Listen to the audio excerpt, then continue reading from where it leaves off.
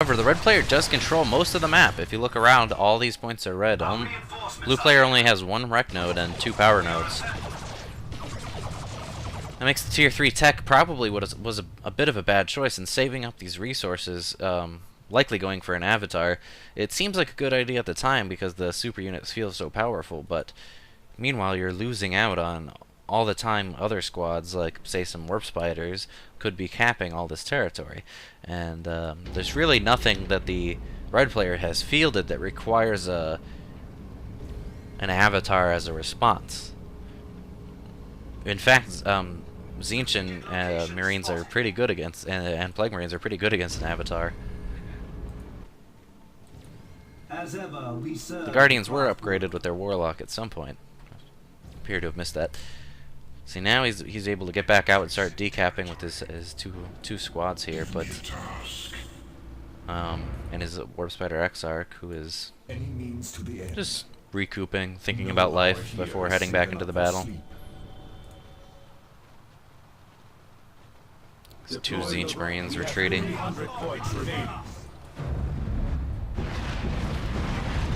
Let the Galaxy burn missing a little bit there, as it's a little bit of a delayed ability. We have the requisition point. At full speed. The enemy has targeted our structure. Nice rocket on that power node there.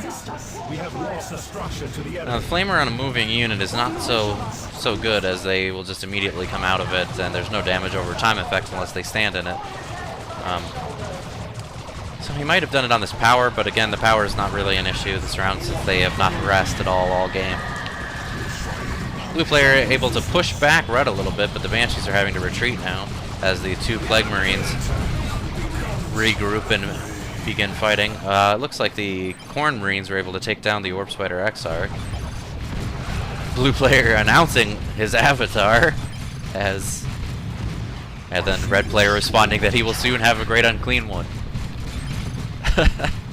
It is exciting to get these super heavy units, but again, they're not always the best choice. The Wraith Lord stopping to use Wraithbone, probably not the best plan, but I guess with the Avatar coming in, the blue player grabs the Bright Lance on his Wraith Lord after the announcement of the forthcoming Great Unclean One.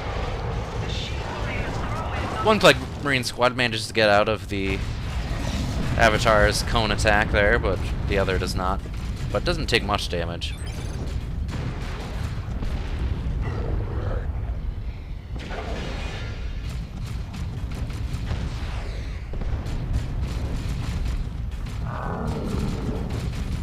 And the Avatar just sort of lumbering around. This is the problem with these big super heavy units. When you don't have much of another army, they end up out here unsupported, and then they're not that effective. You really want, especially the Avatar, to be supported, as he does give an area of effect buff, I believe, to friendly Eldar units. Here come the Banshees and the rebought Warp Spider Exarch, who now has the heavy gauge Death Spinners, which he does seem to be using to perpetually knock down these Plague Marines, but of course, they do explode, and there is a blood sacrifice, busting out some summoned Bloodletters who are going to do quite a bit of nice damage to this Avatar before they are dispatched, but again, those are free, so they are going to die anyway once that purple energy bar runs out. Corn Marines and Chaos Lord coming into the fray now from the eastern side, and the Avatar having to pull back, but it is snared again by those Plague Marines, so it is not able to pull back that far.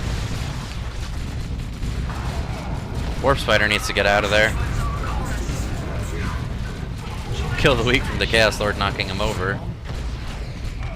Oh, if he doesn't get out of there soon. Oh, retreat. That's. If you're knocked down, you don't want to hit X till you get back up, especially if you're surrounded by melee units. We trust in your guidance. And here comes the Wraith Lord, just hanging out, guarding the Guardians, capping this point, guarding the Guardians.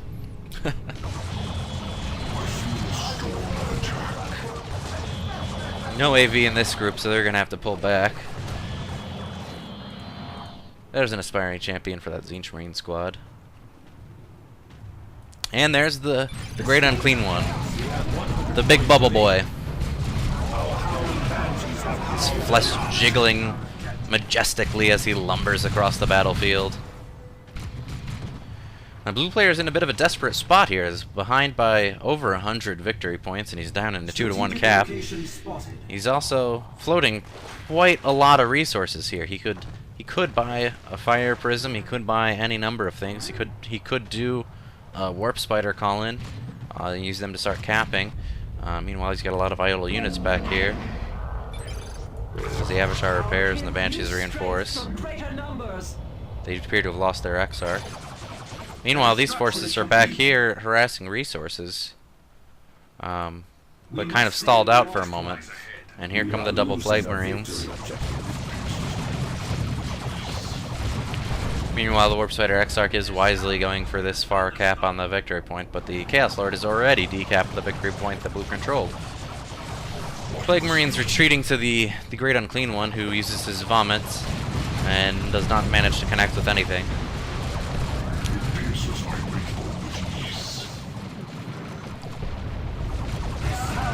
Guardians are going to have to get out of here quickly. They managed to get a nice grenade off on these Plague Marines, but it doesn't do that much damage to heavily armored infantry, which are low count squads. Let the Galaxy burn on the Banshees, forcing a retreat immediately. Swarm of flies from the Great Unclean, causing a knockdown and a squad wipe. Very nice move by our red Chaos player. Meanwhile, this Warp Spider Exarch has charged in all by himself. Avatar flanking in, though. Chaos Lord now has Lightning Claws and the Dark Halo, which the red player earlier claimed would allow him to solo the Avatar. Of course, we're not going to get to see that as these Tzeentch Marines are blinking away at his health. Very nice slice. Chaos Lord comes back in on the Avatar. Foul snare on the Warp Spider to save the Plague Marines. Very nice. And here comes the big AE from the Avatar. And he goes down before it's able to get off. Suicide explosion there, knocking over the Chaos Lord, but everything else they managed to get out of it. And as the victory points tick down, it is over. So there's a few interesting lessons we learned from that game. One is that while the bigger units, like the Avatar and the Great Unclean One, are very attractive, they're not always the most effective choice. For red player, the Great Unclean One was an effective choice because he already had 4 squads out that could cap plus his hero. Meanwhile, our blue Eldar only had 2 squads that could cap plus his hero. So he was not able to gain back map control with the Avatar push, and in fact ended up barely regaining his side of the map. Wasn't able to retake this point, and wasn't able to retake or hold any of the victory points long enough. Take a look at the score screen and see what more information we can glean from that. Alright, so we see that the Chaos Lord won in every score except resources, which would probably be owing to the fact that he had a much higher upkeep most of the game. Commander level is a significant indicator of how the game went for a respective player. When you see a level 3 versus a level 6, you know one commander spent a lot more time in battles claiming casualties, and indeed 2 kills versus only 1 kill. In the units killed tab, it should favor the Chaos player, as he did go Chaos Marines, which are a low attrition unit, but not by 26. That's a pretty significant difference. And the unit lost is 23. This 3 is probably Doom-blasted heretics. And the units reinforced is extremely telling, as we have 41 on the Eldar, which means he was spending all that money on rebuilding squads that he'd lost units probably most of the time needlessly on, and able only to produce 16. The resource advantage did go to the Eldar, and the points captured as well, but the points lost, 18 for the Eldar versus 16 for the Chaos. Alright, so this has been episode 4. For the next newbie well, not newbie, but the viewer submitted replay cast, which will be episode 6, I'd like to issue a challenge. I see a lot of people talking on the forums about melee-oriented builds not being possible. So I'd like to see some replays from people where they start with a melee-oriented build and stick with it throughout the match.